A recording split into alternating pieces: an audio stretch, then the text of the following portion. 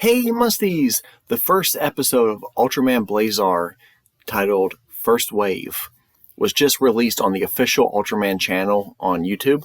Now, full disclaimer, I know almost nothing about Ultraman. Now, I've seen the original Ultra Q, I've seen the original Ultraman, I love them both. I saw Shin Ultraman, love that.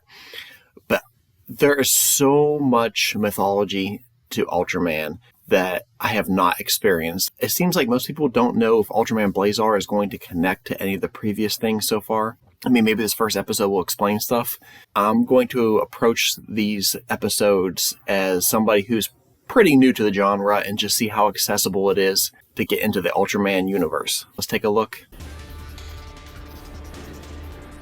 Getting real Iron Man vibes as he jumps out of a plane.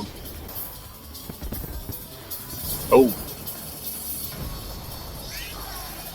That was a roller coaster. Like seeing his own reflection in the diver's mask. Oh, okay, we're getting a commercial right now for everything else Ultraman related. It looks like a play, a museum. Oh, it's the Ultraman Expo. Okay, I didn't even know anything about that. That looked epic. I would love to go there. They have little kids on the poster cover, but that's awesome. I would go as an adult and just love it.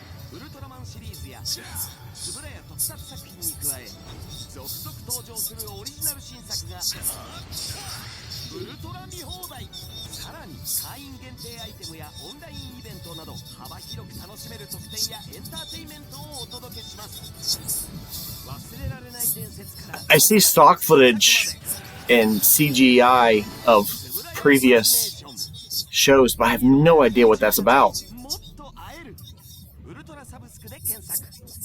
It's like a whole magical world. I would love to see that. I don't get it. They're trying to limit the damage by hitting it with a super heavy blast. It seems contradictory, but I guess that's kind of what happened in Shin Godzilla when the US came in the bombing range and made a bigger disaster than Godzilla did. Man, those fireworks going off are a better celebration than the 4th of July in the United States.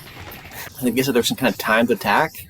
It's interesting that kaiju aren't quite mindless monsters anymore. It's becoming more common that they have some kind of more intelligent weaponry or evolution, like how Shin Godzilla is able to sense technology and fire blindly from behind. I know it's not connected to Shin Godzilla. I love that there's so many commercials dedicated strictly to Ultraman. I don't know if it airs like this on TV or if this is just because of YouTube, but it's like a whole world of Ultraman. Ultraman New Generation Live, a DVD collection? I would like to see Mill Creek release that on Blu-ray.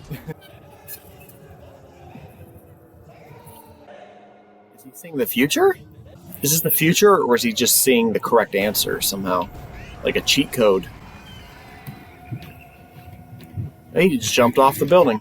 Oh, he has a rocket power thing. Okay. So are they aware that he has meditating powers? They said he could meditate earlier. I don't know if this connects to anything Ultraman yet. But so far I find it fairly accessible. I just don't know if the other characters know that he can see the future. We're all here to see Ultraman, but I like that we're getting plenty of time dedicated to the kaiju actually just wreaking havoc. Oh, he's transforming. Oh, there he is. He's hiding behind a building. This is a pretty cool reveal. The music and everything just changed. Who's that mysterious man? Ultraman. I'm familiar that Super Sentai and Ultraman have like these gizmos that allow them to transform. They're always different. But that was my first time actually seeing one of those in action. And I'm not gonna lie, I was a little amazed just by like the magic of the moment of it all coming together and him transforming. He's like King Kong, he's climbing the building. Okay, so they're not familiar with Ultraman other than Legends. So this seems like a reboot. It's just turning into a wrestling match now, just like classic Ultraman stuff, but with better effects. I like it. There's a mixture of slow motion fighting, and there's also just like regular pace fighting. I like it. This first kaiju that appears actually looks intimidating. Sometimes, not as much as Super Sentai, but Ultraman characters kaiju can get a little cheesy looking. He's like, why? Punched him in the throat. Not in the throat, in the mouth. He punched his tongue back into his mouth. I don't know if this is just because it's the pilot episode, so they put more money into this, But it's just amazing to see an episode of a TV show nowadays be on par with what Toho was doing with Godzilla in the 90s. Uh-oh. When the red light flashes on Ultraman's chest. Who's this woman? She's with the CCP. Oh, Ultraman toys. Oh, that stuff's awesome. I wish I had that. It's not even available in the United States. Ultraman Ultra 7 Gallery? You have me sold. Just get me to Japan and help me learn Japanese, and I'm all for it. Well, these commercials do such a great job at highlighting different eras of the Ultraman franchise and paying homage to so much stuff. Oh, he's out of ammo. He's like, ugh. I'm not quite sold on Ultraman Blazar's vocals. Ooh, he cracked his arm like a crab leg. He was like, snap. Well, he's like, come on, fight me, yo, come on.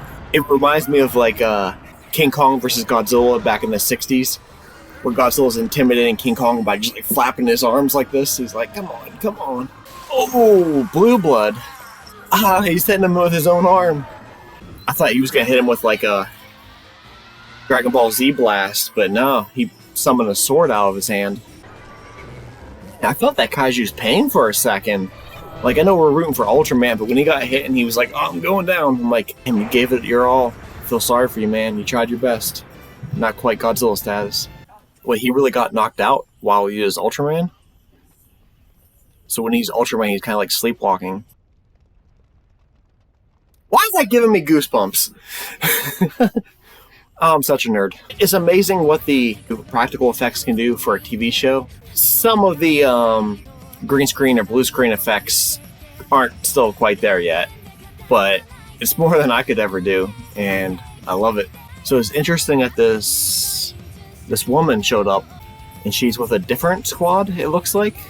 Is she going to be piloting the robot that looks sort of like Mechagodzilla? Because they made her look all mysterious, and next week's Kaiju looks awesome also. I don't understand what's going on. What is Cosmo Beast style? Ultraman Kung Fu? There's a cat face woman? Or cat face Ultraman? Sure. I do like martial arts. Wait, there's like 10 versions of that same guy? The fist? Wait, what is this another show?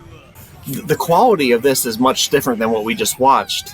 So this doesn't look like a main series. What? Ultraman Regulus? What? Ultraman Regulus, or whatever that was, is available now? Okay, we gotta check that out next. Well, so really quick to wrap up this Ultraman Blazar.